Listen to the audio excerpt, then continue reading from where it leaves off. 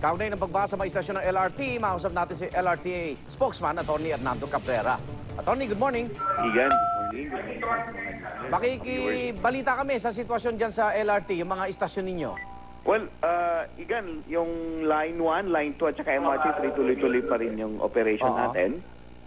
Kami naman, kahit bumabagyo, malakas ang ulan, hanggat meron tayong power supply na nanggagaling sa Meralco at hindi delikado yung sa mga pasahero natin, yung condition, tuloy-tuloy pa rin yung ating operation. Except that may mga road level sa baba ng ating mga stations na may mga baha.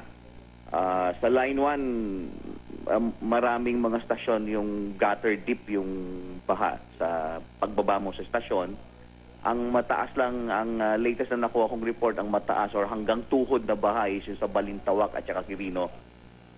So far naman sa MRT3, parang ang may baha lang dito sa may Quezon Avenue Station. Sa Line 2, kinukuha ka pa lang yung condition ng mga road level ng mga stasyon natin. Oo. Pero kaya naman ng mga pasahero umakyat, no?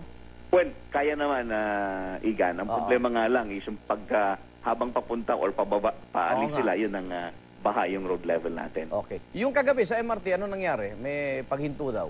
Well, yung kagabi, hindi ko nakuha yung detalye na Igan kasi ang parang kuwan na yun around 10:30 na talaga patapos na talaga yung operation last natin. na biyahe daw, last na biyahe.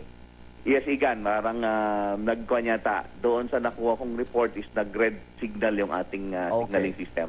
Maraming Pero salamat. after mga ilang minutes, nag-okay naman. Thank you. Thank you, LRTA spokesman, Atty. Hernando Cabrera. Ingat po. Thank you very much, Igan.